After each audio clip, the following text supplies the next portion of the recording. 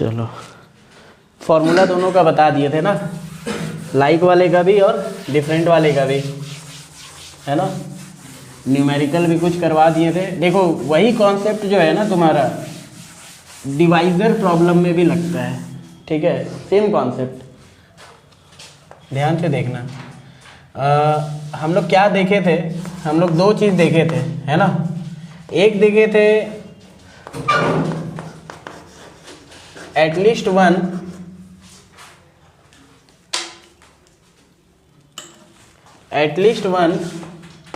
और नन का केस, किसके लिए, जब डिफरेंट ऑब्जेक्ट हो तब, है ना, डिफरेंट ऑब्जेक्ट हो तब। एटलीस्ट वन और नन का केस में क्या आता था फॉर्मूला, 2 का पावर n, यही आता था। और एक देखे थे ओनली एटलीस्ट वन वाला केस, है ना, फॉर डिफरेंट ऑब्जेक्ट, क्या आया था फॉर्मूला, 2 का पावर n माइनस 1, ठीक है। फिर हम लोग देखे थे एटलीस्ट वन और नन का केस, जब तुम्हारा अलाइक ऑब्जेक्ट हो, मतलब सेम सेम वाला ऑब्जेक्ट हो, उसके लिए फॉर्मूला क्या आया था बताओ, n। और एक हम लोग देखे थे ओनली एटलीस्ट वन वाला फॉर्मूला, n+1, और इसका क्या आया था n, है ना, ठीक है। क्वेश्चन हम लोग देखे थे, चलो ये क्वेश्चन को एक बार बनाओ, थोड़ा सा याद आ जाएगा। एप्पल है 5, ऑरेंज है 4, बनाना है 3, find number of ways of selection of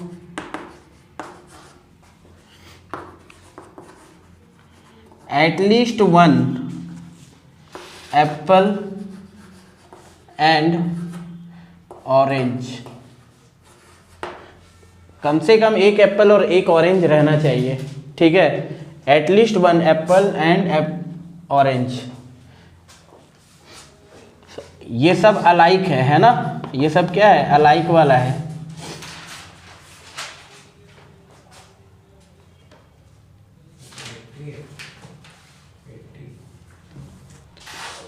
देखो एटलीस्ट वन एप्पल मतलब तुम कम से कम एक एप्पल सेलेक्ट किए, +1 करेंगे क्या, नहीं करेंगे, क्योंकि एटलीस्ट वन तो सेलेक्ट करना है, ठीक है। 4 +1 करेंगे क्या, नहीं करेंगे, क्योंकि एटलीस्ट वन ऑरेंज भी सेलेक्ट करना है। बनाना एटलीस्ट वन या नन, इसमें तो 1 ऐड करेंगे, है ना, 80 हो गया, ठीक है। ये सब करवा चुके थे, है ना। चलो अब यही कॉन्सेप्ट पर जो है ना एक डिवाइजर प्रॉब्लम फ्रेम होता है। ये सब नोट करने की जरूरत नहीं, इस टाइप का चीज हम लोग कर चुके हैं, है ना। ये क्वेश्चन को नोट कर सकते हो, ठीक है।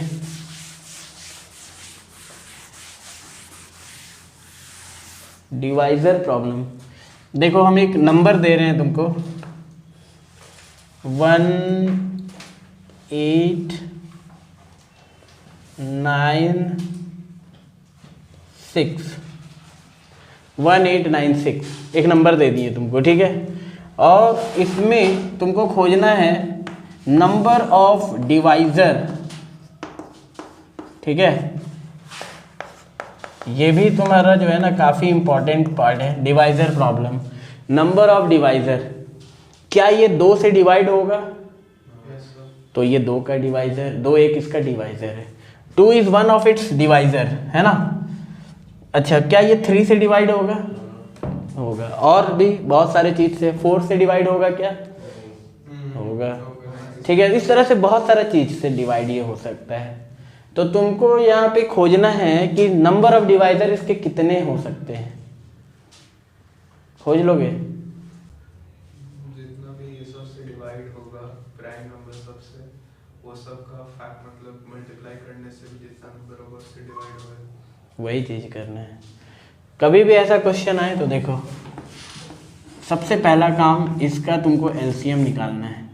2 से गया पहले, है ना, 9 4 8, फिर 2 से जाएगा, ये कितना हो जाएगा 4 7 4, फिर ये 2 से जाएगा, कितना हो जाएगा 2 3 7, फिर ये 3 से जाएगा, 7 9 फिर ये और किसी से,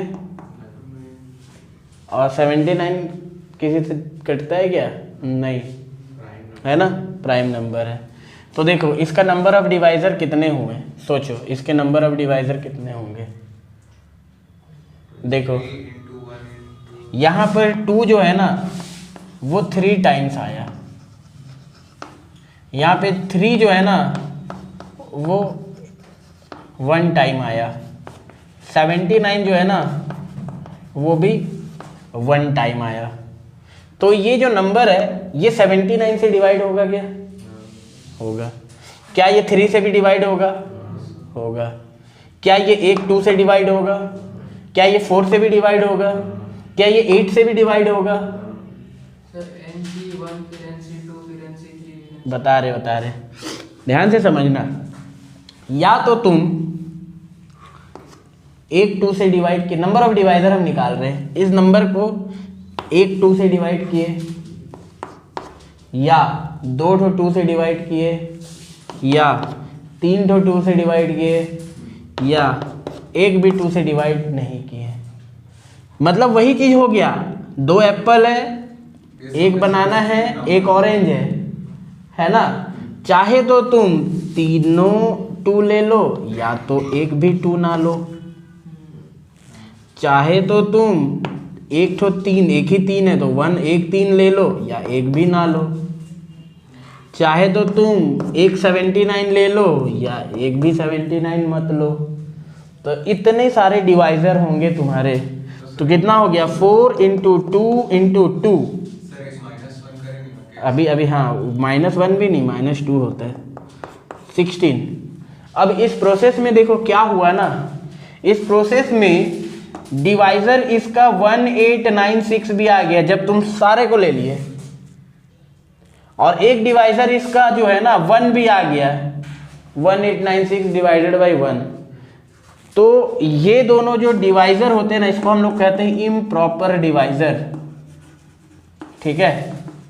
तो कभी भी ये काम कर लेते हो ना तो इसमें से -2 हमेशा करना, इम्प्रॉपर डिवाइजर को हमेशा हटा देना। तो 14 डिवाइजर्स होंगे इसके, क्लियर है। इसका अपने से बनाओ तो जरा,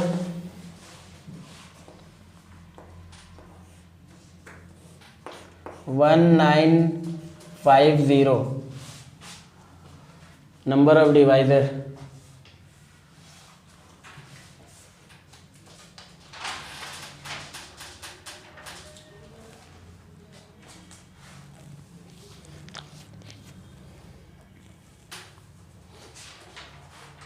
समझ में आ गया ना ये टॉपिक।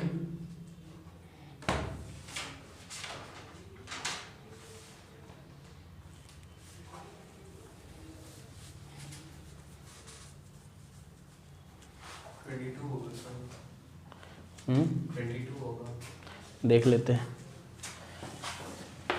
1950 एलसीएम निकालोगे, पहला तो 2 बार में, ये 9 7 5, और देखो उसके बाद ये 3 बार में, और बताओ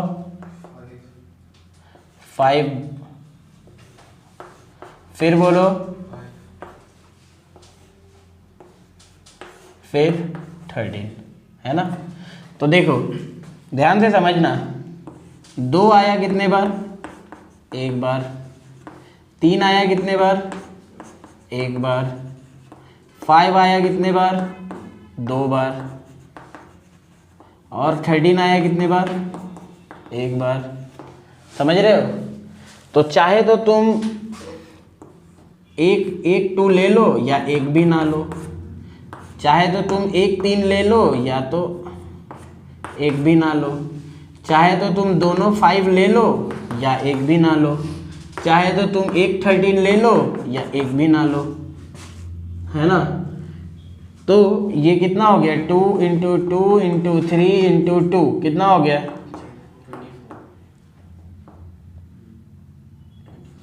24 और 2 इम्प्रॉपर डिवाइज़र को हमेशा हम लोग घटाते हैं, तो कितना हो गया 22। विष्णु समझ में आ गया? तुम लोग को क्लियर हो गया ना? यहाँ पे क्या कर रहे हैं हम लोग, ये जो लिख रहे हैं हम लोग कर क्या रहे हैं, हम लोग ये कर रहे हैं ना कि हम इसको 1 2 से भी डिवाइड दे सकते हैं, या 1 2 के साथ 3 लगा देंगे तो भी डिवाइड दे सकते हैं, 6 से भी कटेगा, है ना। अच्छा दूसरा चीज़ हम लोग क्या कर सकते हैं ना, 1 2 और 1 5 लगा देंगे, उससे भी ये कटेगा। हम 1 2 और दोनों 5 लगा देंगे, उससे भी कटेगा। तो यहाँ पे जो हम लोग लिख रहे हैं ना, ये सब जो काम हो रहा है यहाँ पे, ये बता रहा है कि चाहे तो आप 1 2 ले लीजिए या 1 भी ना लीजिए, 1 3 ले लीजिए या 1 भी ना लीजिए, 1 5 ले लीजिए या 1 भी ना लीजिए, 1 13 ले लीजिए या 1 भी ना लीजिए। मतलब तुम इतने तरीके से, और जब तुम सारे ले लोगे तो खुद ये नंबर बन जाएगा, कुछ भी ना लोगे तो 1 बन जाएगा, ये वाला 1, ठीक है। इसलिए 2 इम्प्रॉपर डिवाइजर को हमेशा हम लोग घटा देते हैं, ठीक है। चलो समझ में आ गया। अगला टॉपिक बेगर्स मेथड।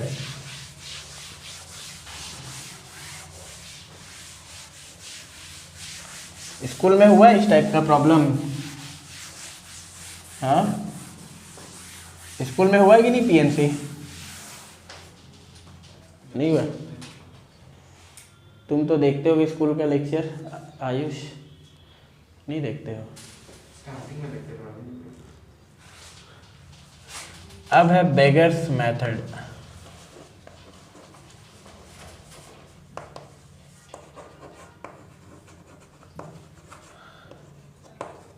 ठीक है, ये मेथड जो है ना, इसमें देखो क्या होता है कि जैसे मान लो कि सिमिलर थिंग है कुछ, है ना, वो किसी को बांटना है। जैसे मान लो, इसको बेगर मेथड क्यों बोला गया, जैसे मान लो कि 10 बॉल है जिसमें मतलब तुम लोग को बांटना है, जैसे 3 लोग को बांटना है, ठीक है। तो 10 बॉल को हम अगर 3 लोगों में बांटेंगे तो कैसे बांटेंगे? हो सकता है कि 1 1 8 दे दे, है ना, या फिर हो सकता है कि 2 2 6 दे दे। इस तरीके से बहुत सारा ग्रुप हो सकता, बहुत सारा वे हो सकते हैं बांटने का। हम लोग जो ग्रुपिंग एंड डिस्ट्रीब्यूशन कर रहे थे उसमें क्या कर रहे थे, उसमें ग्रुप मेरा फिक्स कर दिया था कि तुमको जो है ना, अगर 10 चीज़ है तो तुमको जो है 2 3 5 में बांटना है, तो फिक्स कर दिया था। बेगर्स मेथड क्वेश्चन कभी कभी ऐसा भी आ जाता है ना कि जैसे 10 चीज़ को 3 लोगों में बांटना है, इस तरह से बांटना है, इस तरीक़े से कि सबको कम से कम 1 मिल जाए, या फिर एटलीस्ट 1 या नन वाला केस आ जाए, है ना। तो इस तरह का चीज़ को जो है ना, normal permutation and combination solve नहीं कर पा रहा था, ठीक है। नॉर्मल जो पीएनसी है अपना, वो नहीं सॉल्व कर पा रहा था इस तरह का प्रॉब्लम को। तो इस तरह का प्रॉब्लम को सॉल्व करने के लिए जो है ना, जैसे बाइनोमियल थ्योरम होता है ना, मल्टीनोमियल थ्योरम में यूज़ होता है। मल्टीनोमियल थ्योरम तुम लोग जो सेमेस्टर में जाके पढ़ोगे, बहुत टफ चीज़ होता है। उसको यूज़ करके जो है ना, इस तरह का प्रॉब्लम को बनाया जाता था पहले समय में।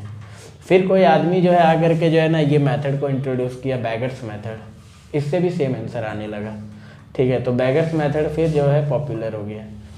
बेगर्स मेथड इसको क्यों नाम दिया गया, क्योंकि ये जो है ना, बेगर का ही एग्जाम्पल दे करके जो है बताया जाता है, ठीक है। ध्यान से देखना, जैसे मान लो कि तुम्हारे पास 10 कॉइन है, ठीक है।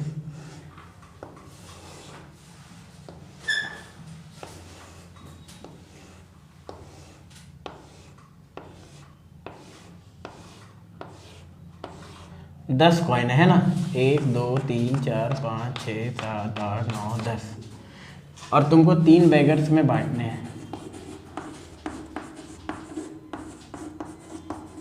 ठीक है। तो इसमें 2 क्वेश्चन आता है। पहला,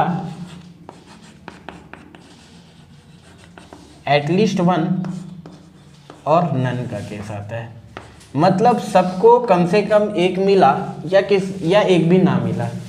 अगर मान लो कि किसी को नहीं मिला, ठीक है, हो सकता है ये बीच वाला खाली हाथ गया, इन दोनों का 5 5 मिल गया, ये भी केस इसमें इंक्लूड होता है। या फिर 10 इसको मिल गया, ये दोनों खाली हाथ गया, ये भी केस इसमें इंक्लूड होता है, ठीक है। तो देखो इसमें क्या होता है ना, बेगर्स मेथड में, बेगर्स मेथड को जैसे मान लो कि किसी के पास जो है ना एक ज़मीन का बहुत बड़ा प्लॉट है, इसको 3 भाई में अगर बांटना है तो तुम दीवार इसमें कितना लगाओगे? 2 दीवार लगाओगे, तब तो ये 3 पार्ट में बटेगा ना। ठीक है, तो यहाँ पर भी जो है ना ये 10 कॉइन को अगर 3 बेगर्स में बांटना है तुमको, तो इसमें भी हम 2 दीवार लगाते हैं। अब वो 2 दीवार होता है क्या मालूम है? 2 दीवार होता है नकली कॉइन्स का दीवार। ठीक है, समझना जरा चीज़ों को। क्या होता है? नकली कॉइन्स का दीवार होता है। ठीक है, वो नकली कॉइन्स का दीवार देखो कैसा दिखेगा तुमको।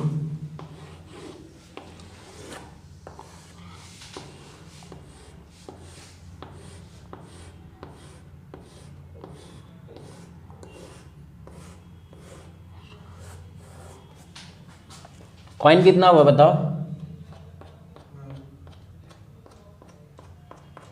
12 कॉइन हो गया ना। तो एक्चुअल में हम लोग किए क्या मालूम है? बीच में ना 2 नकली कॉइन यहाँ डाले। हो सकता है ये नकली कॉइन है और ये नकली कॉइन है, ये दोनों नकली कॉइन है, समझ रहे हो? तो कुल मिलाकर के इसमें कितने कॉइन हो गए? 12 कॉइन हो गए। ठीक है, तो बांटना है 3 लोगों में, तो कैसे बंटता है मालूम है? ये कॉइन नकली वाला लगाने के बाद जो कॉइन नकली कॉइन से ऊपर वाला असली वाला जितना भी कॉइन है 1 2 3 4 वो सब कॉइन चला जाएगा इसके पास। दोनों नकली कॉइन्स के बीच वाला जो कॉइन 1 2 3 वो चला जाएगा बीच वाले के पास। जो नकली कॉइन के एकदम नीचे वाला हिस्सा वाला है वो चला जाएगा सब इसके पास। समझ में आया? ये होता है। तो अगर तुमको बोला जाए कि 10 कॉइन्स को 3 बेगर्स में बांटने हैं इस तरह से कि कम से कम किसी को एक मिले या तो ना भी मिले, तो उसका आंसर क्या होगा जानते हो? 10 कॉइन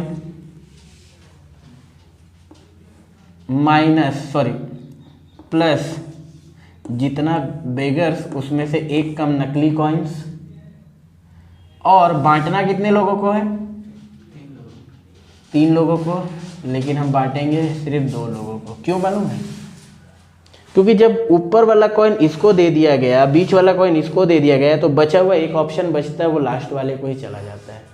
ये लॉजिक है। Beggars method is not actual method, actual method is multinomial theorem. ये बस एक शॉर्टकट मेथड है जो एकदम एग्जैक्ट सही आंसर दे देता है। ठीक है, तो क्या होता है ना कि इसको याद रखने का तरीका बता रहे तुमको। 2 लोग को बांट दोगे ना, थर्ड वाला अपने आप थर्ड वाले बेगर के पास चला जाएगा। यानी कि तुमको बांटना सिर्फ 2 ही लोगों में है। मतलब तुमको 12 कॉइन्स को बांटना है कितने लोगों में? 3 लोगों में। तो लास्ट वाले को अपने आप चला जाता है, इसलिए C2 ही रखते हैं। मतलब तुमको 12 कॉइन को बांटना है कितने लोगों में? 2 लोगों में। तो ये हो जाता है इसका आंसर। इतने तरीके से तुम बांट सकते हो। क्लियर है? 3 - 1 क्या है? लिख दे रहे हैं। इसका एक फॉर्मूला होता है, देखना। Number of coin plus number of division -1। जितने लोगों में डिवाइड करना है उसमें से एक कम। जैसे अगर 3 भाई में बांटना है तो 2 दीवार खड़ा करोगे ना, वही चीज़ है। और बांटना कितने लोगों में है?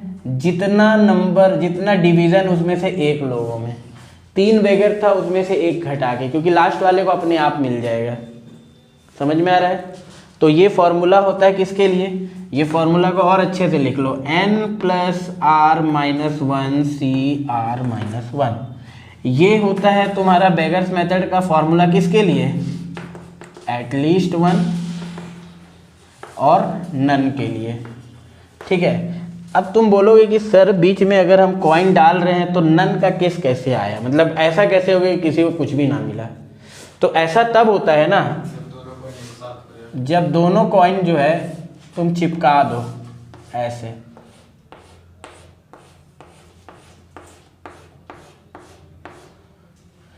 ठीक है, दोनों कॉइन जो है ना, ये देखो ऐसे बीच में चिपक गया है नकली वाला। ठीक है, तो तुम्हारे पास अगर 3 बेगर है और 3 बेगर में तुमको ये कॉइन्स को बांटना है, तो हम तुमको मेथड क्या बताए थे? कॉइन का ऊपर वाला हिस्सा इसको चला जाता है दोनों कॉइन के बीच वाला हिस्सा इसको चला जाता है, तो ये बेचारा का हाथ खाली रह गया, और एकदम नीचे वाला हिस्सा जो है वो थर्ड वाले को चला जाता है। यही होता है ना। तो इसको क्या मिला, 0 मिल गया, इसलिए नन का भी केस आ जाता है इसमें। ठीक है। अच्छा, किसी दो आदमी को 0 मिल जाए, वो कैसे होगा, उसका भी मेथड देख लो। किसी भी दो आदमी को 0 मिल जाए,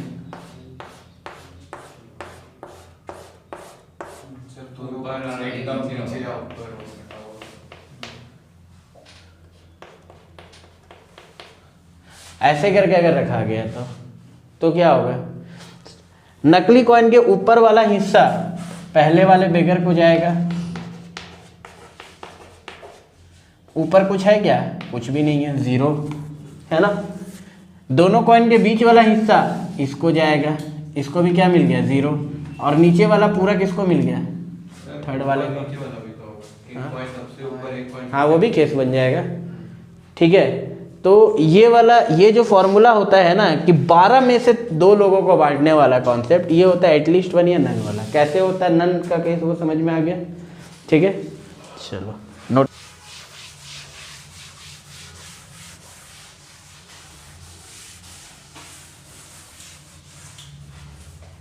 अब तुम्हारा क्या है ना, एटलीस्ट 1 वाला केस देख लो।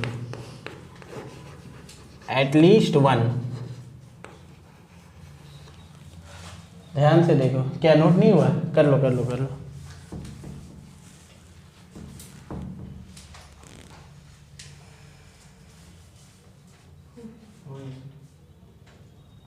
एटलीस्ट 1 है ना। तुम्हारे पास अभी भी कितने कॉइन है, 10 कॉइन है ना। 1 2 3 4 5 6 7 8 9 10।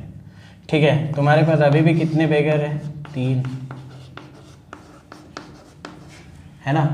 अगर तुमको मान लो कि इन तीनों को कम से कम तो 1 देना है, जैसे उधर में 0 चल जा रहा था ना, अब नहीं चलेगा, एटलीस्ट 1 तुमको कॉइन जो है ना एक बेगर को देना ही है। तो सबसे पहले क्या करेंगे ना, हम तीनों को पहले से 1-1 दे देंगे। ले भाई, तू 1 ले ले, तू 1 ले ले, तू 1 ले ले।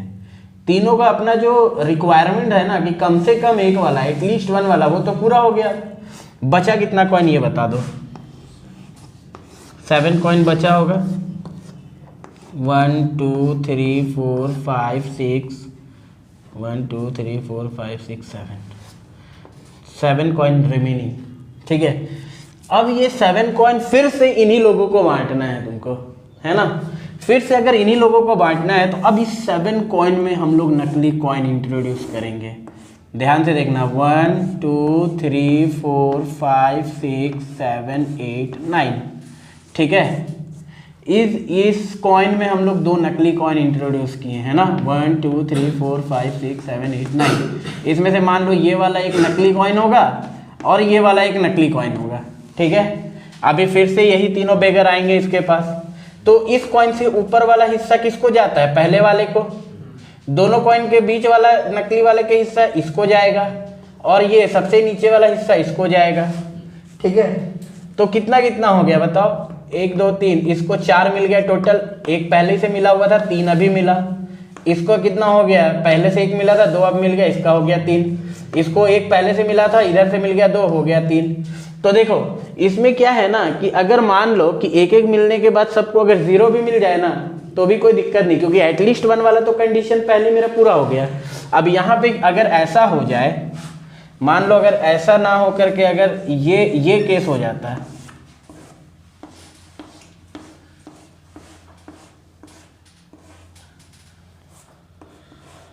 ये केस हो जाता है ना कि मान लो कि 2 कॉइन यहाँ पे चिपका हुआ आ जाता है। ठीक है। तो ये ऊपर वाला हिस्सा किसको मिल जाता है, बेगर नंबर 1 को, है ना। ऊपर वाला हिस्सा इसको मिल जाता है, 1-1-1 पे ऑलरेडी मिला हुआ है। ठीक है। बीच वाला को कुछ भी नहीं मिलता है, 0 मिलता है, और नीचे वाले को कितना मिल जाता है, 4 मिल जाता है। तो क्या ये बीच वाला रोएगा, नहीं। क्यों, क्योंकि इसका एटलीस्ट 1 वाला कंडीशन ऑलरेडी हम लोग पूरा कर चुके हैं। ठीक है। अगर यहाँ पर ये दोनों कॉइन चिपक भी जाता ऊपर में तो भी कोई प्रॉब्लम था क्या, ऊपर ही में चिपक गया दोनों कॉइन ना, ये फर्स्ट वाले को कुछ मिला ना सेकंड वाले को कुछ मिला, एक एक एक तो ऑलरेडी इन लोगों का पूरा है। अब ऊपर वाले को भी 0 मिला, बीच वाले को भी 0 मिला और बाकी का बचा हुआ 7 इसको मिल गया, तो भी ये लोग दोनों रोएगा क्या? नहीं, क्योंकि इनका एटलीस्ट 1 वाला कंडीशन ऑलरेडी पूरा हो चुका है। तो एटलीस्ट 1 वाला केस में बेगर्स मेथड से जो निकलता है वो फॉर्मूला देखो क्या हो जाता है, ध्यान से समझना। इसके लिए क्या होगा, 1 1 1 बच चुका है, ठीक है। तो इसका फॉर्मूला क्या होगा कि हम 7 में से 2 लोगों को बांट रहे हैं, 7C2, सॉरी 7 नहीं 9C2, 9C2। हम लोग 9 कॉइन को 2 लोगों में बांट रहे हैं, 3 में नहीं, क्योंकि थर्ड वाला को तो अपने आप मिलता है ना, ठीक है। तो इसका आंसर होगा 9C2, ठीक है। एटलीस्ट 1 वाला केस में क्या हो जाता है 9C2, और वही एटलीस्ट 1 और नन वाले केस में क्या हो रहा था 12C2 हो रहा था, है ना। अब इसका भी फॉर्मूला लिख लो, इसका फॉर्मूला क्या होता है n-1CR-1, ये होता है तुम्हारा एटलीस्ट 1 वाला केस। क्लियर है ना।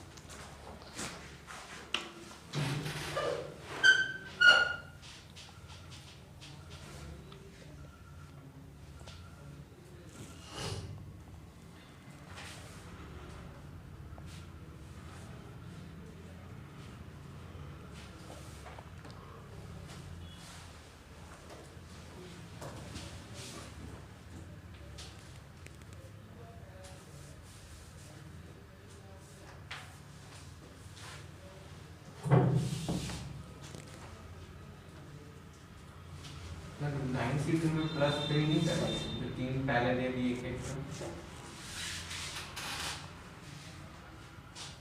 जितने कॉइन हैं उसमें से एक कम, सी जितने बेगर्स को बांटने हैं उसमें से एक कम, यही फॉर्मूला है इसका।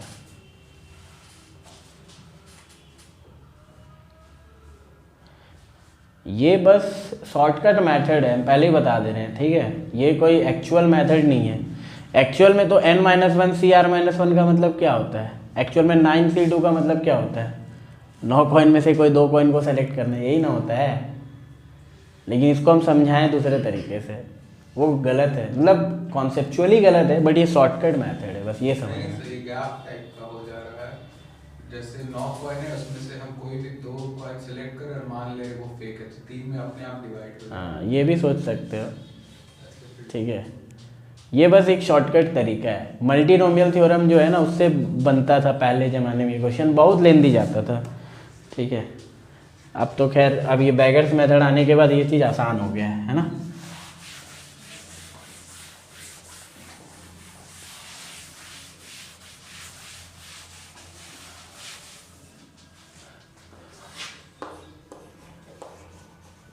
टेन बॉल्स 4 बॉयज में बांटने हैं, so that each one get at least 1 और नन बॉल। 10 बॉल 4 लोगों में बांटने हैं ताकि सबको कम से कम एक मिले या तो एक भी ना मिले। फॉर्मूला क्या है, ये कौन सा केस है, ये कौन सा केस है, ये है तुम्हारा एटलीस्ट 1 और नन वाला केस। इसके लिए फॉर्मूला क्या होता है कि जितने ऑब्जेक्ट और जितने लोगों में बांटना है उसमें से एक कम, सी जितना लोगों में बांटना है उसमें से एक कम, यही होता है फॉर्मूला, है ना। मतलब n+r-1 CR-1। तो वही चीज़ यहाँ पे क्या है, 10 बॉल है 4 लोगों में बांटना है तो 4 में से एक कम, नकली बॉल इंट्रोड्यूस करेंगे अंदर, है ना। सी 4 लोगों में बांटना है, मतलब कि 4 में से एक कम लोगों में बांटेंगे, क्योंकि लास्ट वाले को अपने आप मिल जाता है ना। तो इसका आंसर क्या हो जाएगा 13C3। क्लियर। और यही क्वेश्चन में अगर बोलता each one get at least one, है ना, ये पहला क्वेश्चन है। और दूसरा क्वेश्चन है कि एटलीस्ट वन, सबको मिलना ही चाहिए कम से कम एक बॉल। तो क्या होता है फॉर्मूला बताओ, n-1C r-1। 10 में से एक घटाओ बॉल को और 4 लोगों में बांटना है तो 4 में से एक कम लोगों में बांट दो, तो कितना हो जाएगा 9C3।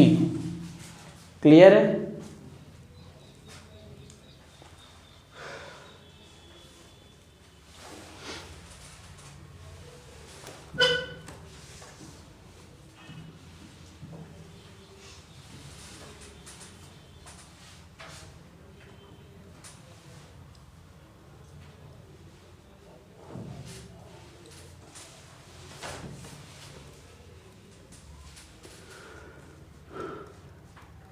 फास्ट नोट करो विष्णु।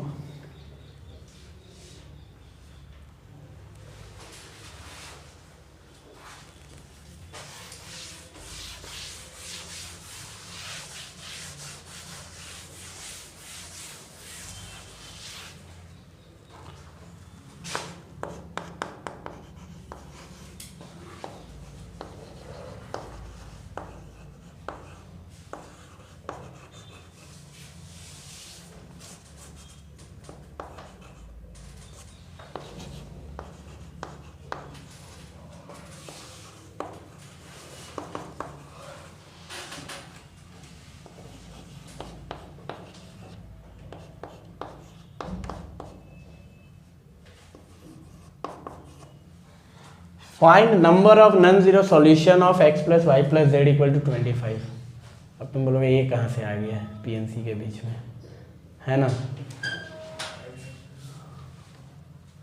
सोचो, दिमाग लगाओ।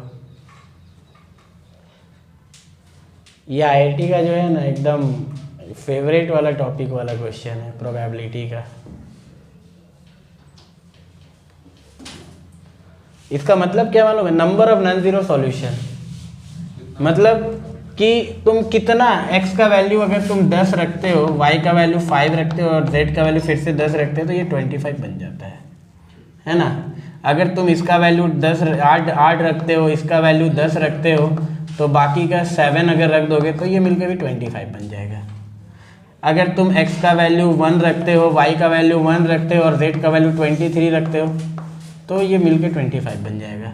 तो इस तरह से कितना नंबर ऑफ सॉल्यूशन हो रहा है, नंबर ऑफ सॉल्यूशन तुमको निकालना है।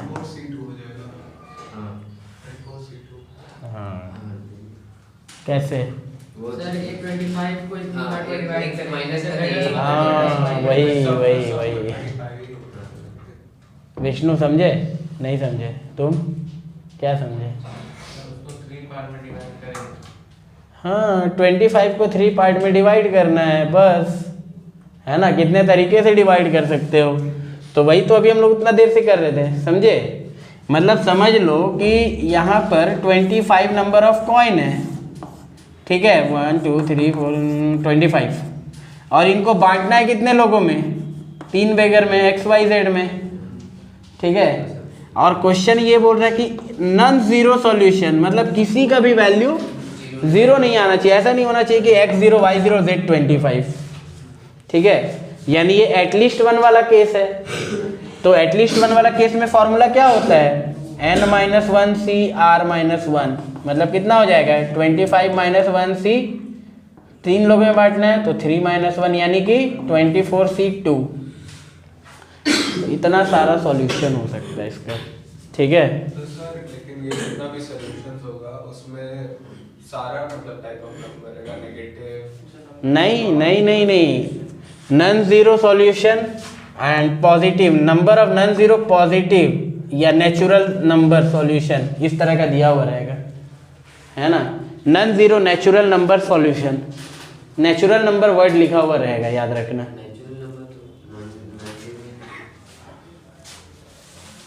नेचुरल नंबर 1 से स्टार्ट होता है ना,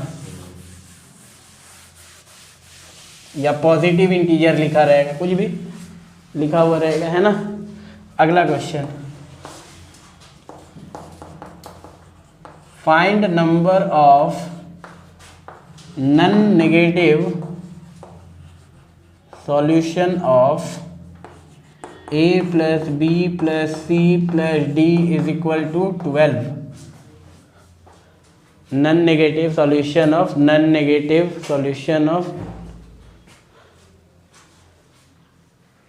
इंटीग्रल सॉल्यूशन है, नॉन नेगेटिव इंटीग्रल सॉल्यूशन लिख देना।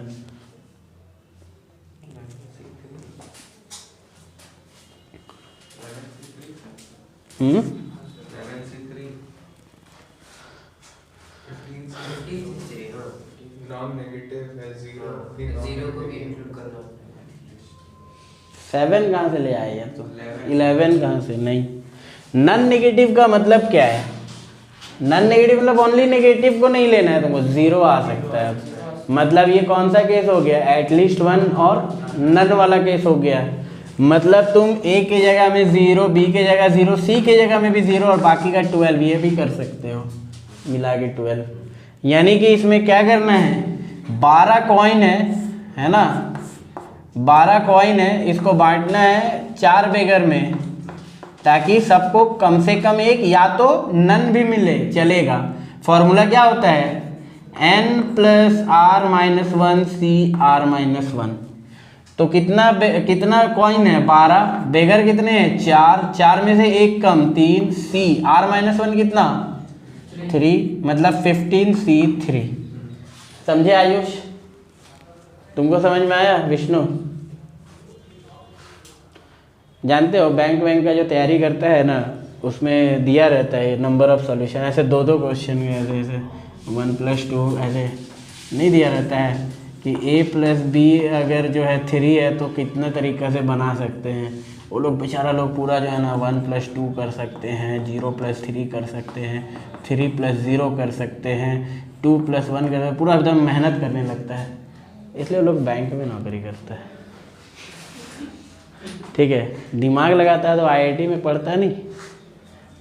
देखते हो बैंक में जाते हो, अगर पूछोगे ना, जब ये EMI मोरेटोरियम वाला फॉर्म जब आया था, जानते हो ना, EMI मोरेटोरियम बीच में आया था, जिससे कोरोना के समय में जिसको EMI नहीं देना है ना, तो वो फॉर्म भर के रख सकता था, EMI नहीं लगता है। तो हम बैंक गए, तो एक आदमी को बोले फॉर्म कहाँ मिल रहा है, तो वो आदमी बोला, हम बोले जाके EMI मोरेटोरियम वाला फॉर्म चाहिए। पूरा देश में फैला हुआ है EMI मोरेटोरियम वाला के बारे में कि भाई अभी कोरोना चल रहा है, जिसको EMI नहीं देना, वो लोग नहीं भी देगा तो चलेगा। वो लोगों को कुछ समझ ही में नहीं आ रहा है। फिर जो है उसका एक स्टाफ के पास गए, वो भी बेचारा नहीं समझा। लास्ट में जाके बैंक का जो मैनेजर का ऑफिस में घुसे ना, तब वो समझा अच्छा EMI मोरेटोरियम। हम बोले कि समझ में आ गया ये लोग कैसे नौकरी पाता है, भगवान जाने।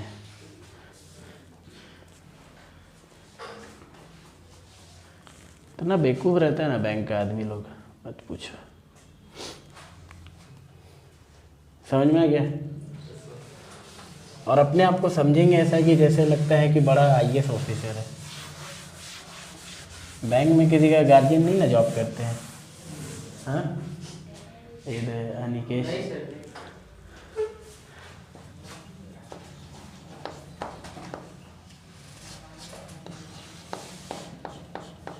Number of non-zero natural number solution of x plus y plus z less than equal to 14। इसको बना के दिखाओ।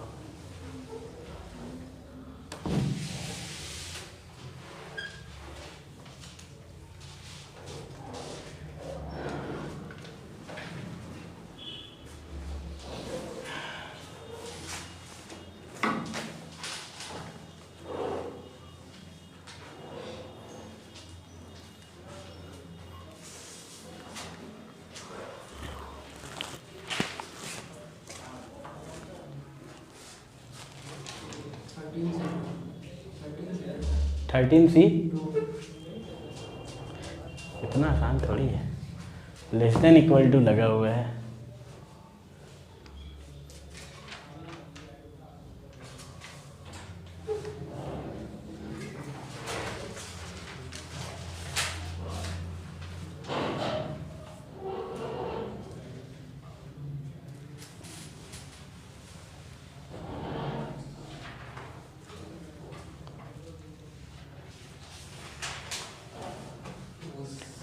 ये x plus y plus z का वैल्यू जो है ना 14 से छोटा है। अगर मान लो x plus y plus z की जगह में कुछ और भी ऐड कर दोगे तो वो इक्वल टू 14 भी तो हो सकता है ना। अब लगाओ दिमाग। x plus y plus z में अगर कोई चीज t लगा देते हैं, लेस देन इक्वल टू 14 हो गया ना, सॉरी इक्वल टू 14 अब हो जाएगा। यानी तुमको ये इसका जो सॉल्यूशन निकलेगा ना कि x plus y plus z less than equal to 14 का कितना कैसे निकलेगा, उसके लिए करना क्या होगा, तुमको एक एक्स्ट्रा t लगाना होगा। अब ये इक्वल टू 14 हुआ, ठीक है। तो यानी कि 14 को अगर तुम 3 लोगों में बांटोगे ना तो नहीं होगा, 4 लोगों में बांटोगे तो हो जाएगा, ठीक है। तो ऐसा क्वेश्चन कभी भी इनइक्वालिटी वाला है तो एक्स्ट्रा t लगा दिया जाता है, ठीक है। तो क्या करेंगे हम लोग, यहाँ पे 4 लोगों में 14 को बांटना है, मतलब 14 कॉइन को, ठीक है, 4 बेगर में बांटना है, x y z t, ठीक है। अब हो जाएगा।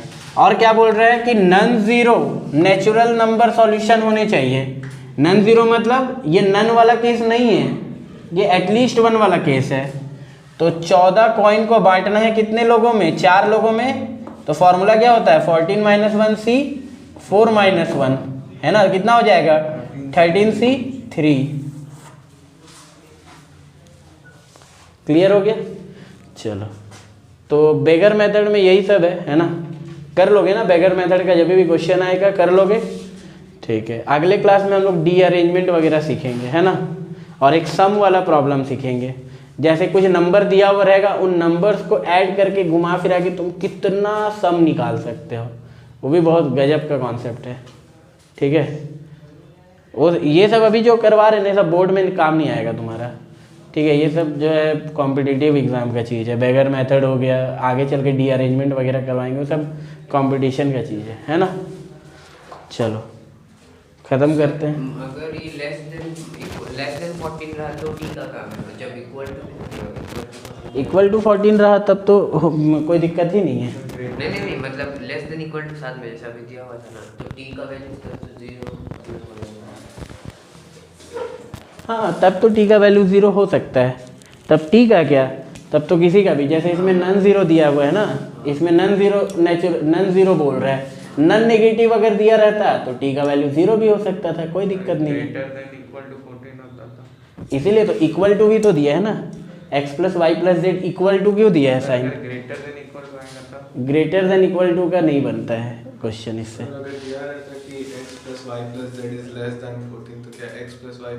तब नन जीरो वाला ही सिर्फ सॉल्यूशन बनता है, सॉरी नन जीरो वाला मतलब क्या बोलते हैं, नन वाला केस बनता ही नहीं, सिर्फ एटलीस्ट 1 वाला ही केस बनता है।